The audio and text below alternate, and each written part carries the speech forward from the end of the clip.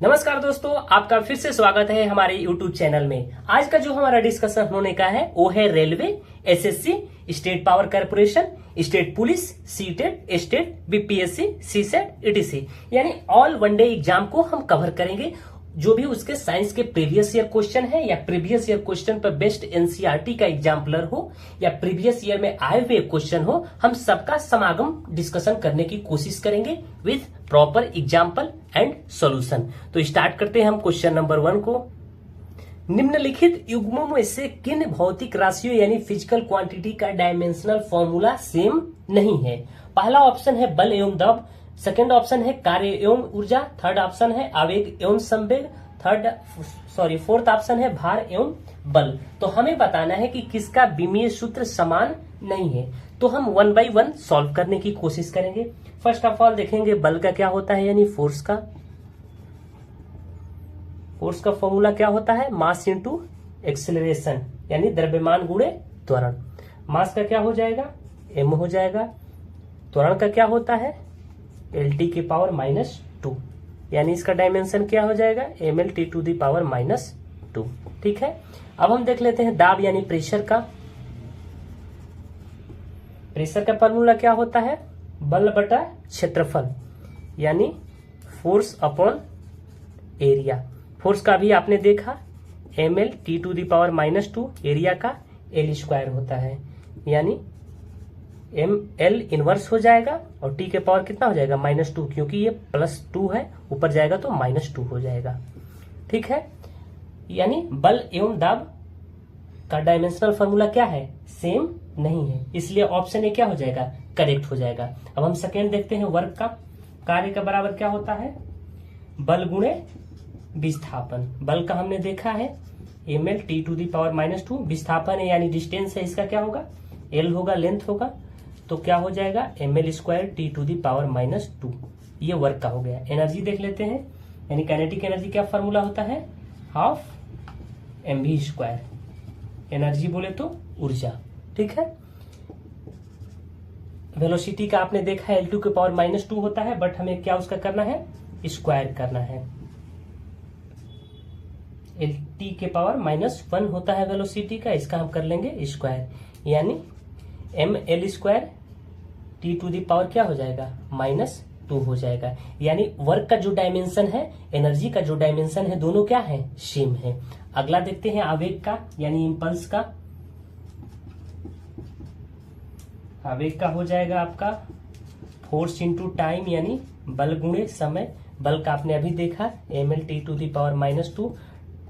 ठीक है, और आपने समय का देखा T होता है यानी mLT के पावर क्या हो जाएगा? -1 हो जाएगा।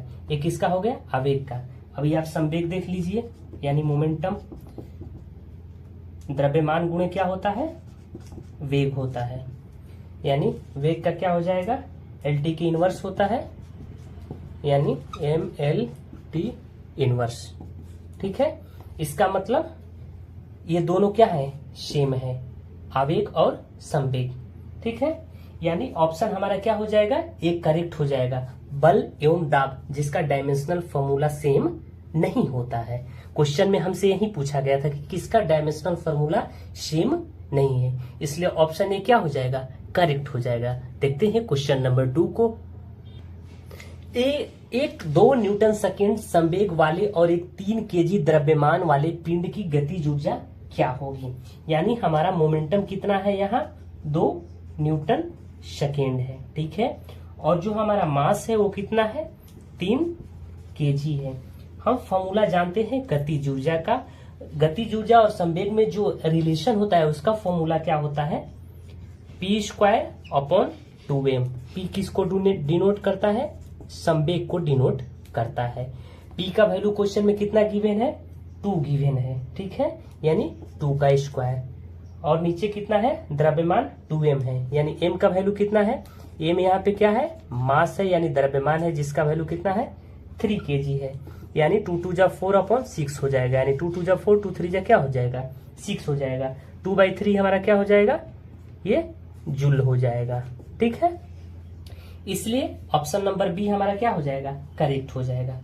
अब संवेग को जब हम दोगुना करें यानी मोमेंटम को क्या करें, दोगुना करें, दो गुना किसको, मोमेंटम को, तो गतिज ऊर्जा क्या होगी, गतिज ऊर्जा यानी काइनेटिक एनर्जी क्या हो जाएगी, 4 गुनी हो जाएगी। काइनेटिक एनर्जी क्या हो जाएगी, 4 गुनी हो जाएगी। ठीक है, जब संवेग को दोगुना कर रहे हैं तो काइनेटिक एनर्जी कितनी हो जा रही है, 4 गुना हो जा रही है। और जब गतिज ऊर्जा को दोगुना करें, यानी गतिज ऊर्जा को क्या करें, दोगुना करें, तो हमारा संवेग क्या हो जाएगा, √2 गुना हो जाएगा। कौन, संवेग हो जाएगा। अब जो संवेग क्या होता है, यानी मोमेंटम जो होता है हमारा क्या होता है, सदिश राशि होता है। कौन सा राशि, सदिश राशि। और जो हमारा गतिज ऊर्जा है यानी काइनेटिक एनर्जी है, गतिज ऊर्जा को हम के से लिख रहे हैं यानी काइनेटिक एनर्जी, ये कौन सी राशि होती है, अदिश राशि होती है। ठीक है, ये कौन सी राशि होती है, अदिश राशि होती है। देखते हैं क्वेश्चन नंबर 3 को। 20 न्यूटन का एक बल एक वस्तु को 2 मीटर विस्थापित कर देता है। सपोज करिए कि ऑब्जेक्ट का पोजीशन यहाँ है, तो यहाँ से चल के ऑब्जेक्ट कहाँ आ जाएगा, यहाँ पे पहुंच जाएगा, यानी 2 मीटर क्या हुआ, विस्थापन हो गया। ठीक है, और 20 जूल कार्य करता है, तो बल एवं विस्थापन के बीच कोण क्या होगा, यानी what is the angle of force and displacement between the angle between force and displacement. बल और विस्थापन के बीच आपको क्या बताना है, कोण बताना है। वी नो डेट, यानी हम फॉर्मूला जानते हैं, वर्क इज इक्वल टू क्या होता है, फोर्स Fs cos थीटा।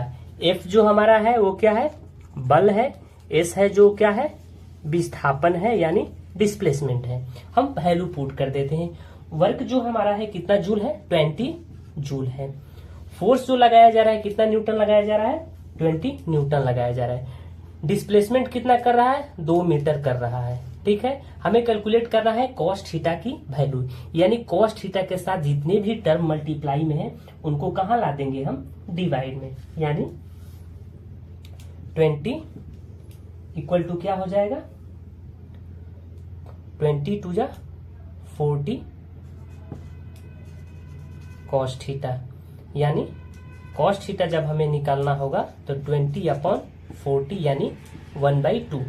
1/2 किसकी वैल्यू होती है, कॉस 60 की वैल्यू होती है, यानी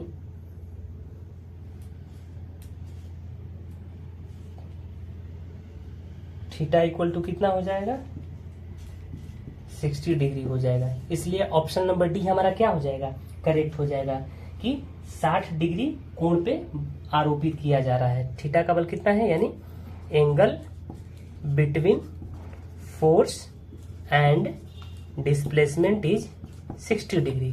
बल और विस्थापन के बीच कोण कितना हुआ, 60 डिग्री। देखते हैं क्वेश्चन नंबर 4 को। 10 एम्पियर फ्यूज के साथ 220 वोल्ट प्रदान पर 200 वाट के कुल कितने बल्बों को सुरक्षित उपयोग में लिया जा सकता है, यानी पावर इक्वल टू क्या हो जाएगा, फॉर्मूला विद्युत धारा इंटू विभवांतर, यानी V into I equal to कितना हो जाएगा, आपका कितना वोल्ट है, 10 एम्पियर करंट है ना, 10 इंटू 220, यानी पावर कितना हो जाएगा, 2200 वाट हो जाएगा। हमें बताना है बल्बों की संख्या, यानी बल्बों की संख्या कितनी हो जाएगी, टोटल वाट अपन 200 वाट, यानी 0000 यानी 11। कितने सुरक्षित बल्ब बचेंगे, 11 बल्ब सुरक्षित होंगे जब 10 एम्पियर फ्यूज के साथ 220 वोल्ट प्रदान करने पर 200 वाट के बल्ब होंगे। देखते हैं क्वेश्चन नंबर 5। श्वेत प्रकाश कितने रंगों का मिश्रण होता है, यानी अकॉर्डिंग टू किसके, न्यूटन। श्वेत प्रकाश जो होता है 7 रंगों का मिश्रण होता है, यानी मिक्सचर ऑफ 7 कलर, यानी ऑप्शन नंबर सी हमारा क्या हो जाएगा, करेक्ट हो जाएगा। यानी V फॉर वायलट जिसको बैगनी बोलते हैं, I फॉर जामुनी जिसको इंडिगो बोलते हैं,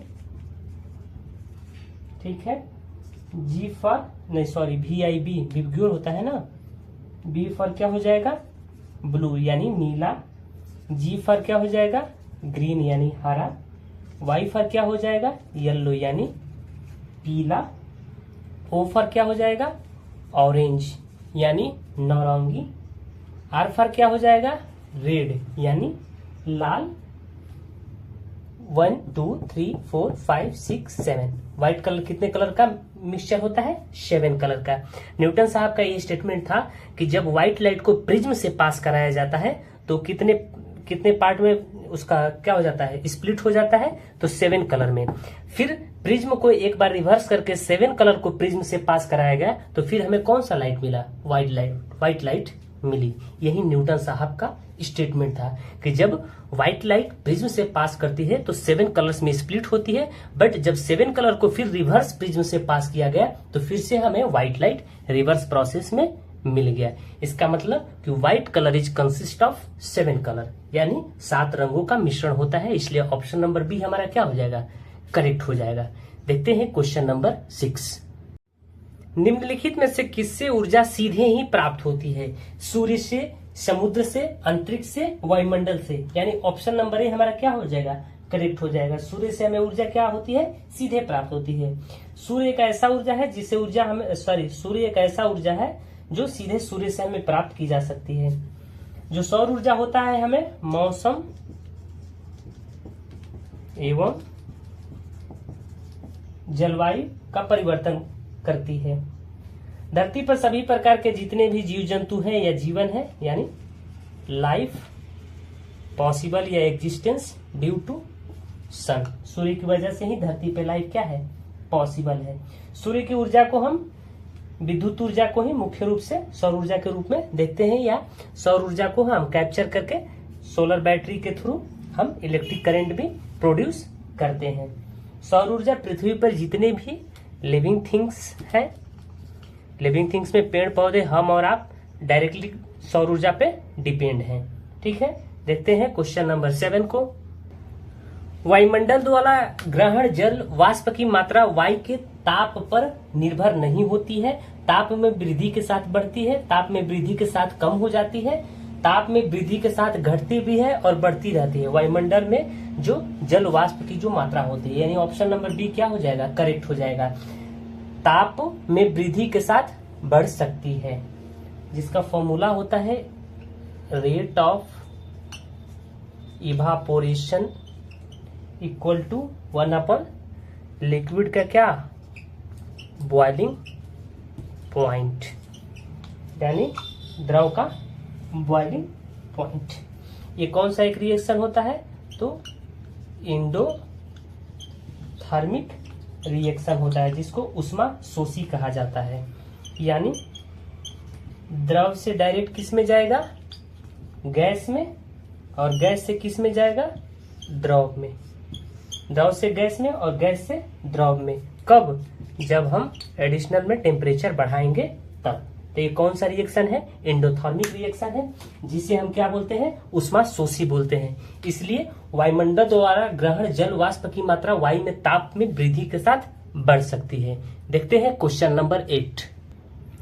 निम्न में से कौन सा यंत्र गेज दाब को मापने के लिए प्रयुक्त होता है, यानी ऑप्शन नंबर हमारा सी क्या हो जाएगा दाबांतर मापी क्या नापता है गेज दाब को। ठीक है, जो बैरोमीटर होता है बैरोमीटर वो क्या मापता है वायुमंडलीय दाब। बैरोमीटर क्या मापता है वायुमंडलीय दाब।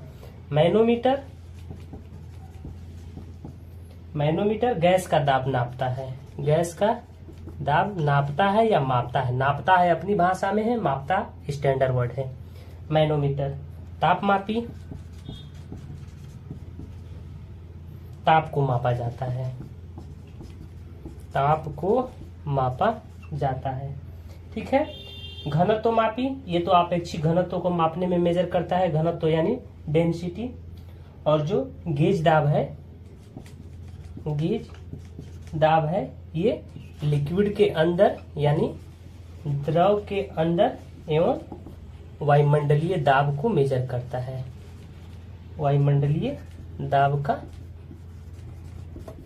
अंतर बताता है गेज दाब, द्रव के अंदर का दाब और वायुमंडलीय दाब का अंतर कौन गेज दाब। इसलिए ऑप्शन नंबर सी हमारा क्या हो जाएगा करेक्ट हो जाएगा। दाबंतर मापी। दोस्तों आपसे रिक्वेस्ट है कि आप कमेंट बॉक्स में कमेंट भी कर सकते हैं कि अगला वीडियो हम किस टॉपिक पे बनाएं। अभी की जो हमारी सीरीज है वो ऑल वनडे एग्जाम को कवर करेगी, चाहे एसएससी का एग्जाम हो या बिहार कांस्टेबल का हो या बिहार एसआई का हो या यूपी पुलिस का हो, उससे रिलेटेड सारे कंटेंट आपको क्लियर हो ही जाएंगे, क्योंकि इसमें वही क्वेश्चन ऑलरेडी प्रस्तुत किए गए हैं जो कहीं ना कहीं प्रीवियस ईयर क्वेश्चन में आए हुए हैं, चाहे वो एलपी में आया हुआ हो, चाहे बीपीएससी के पीटी में आया हुआ हो, चाहे यूपीएससी के पीटी में आया हुआ हो या सीसैट का क्वेश्चन हो। वही क्वेश्चन को हम बार बार रिपीट कर रहे हैं कि ताकि ये एग्जाम के लिए काफी हेल्पफुल हो। धन्यवाद दोस्तों।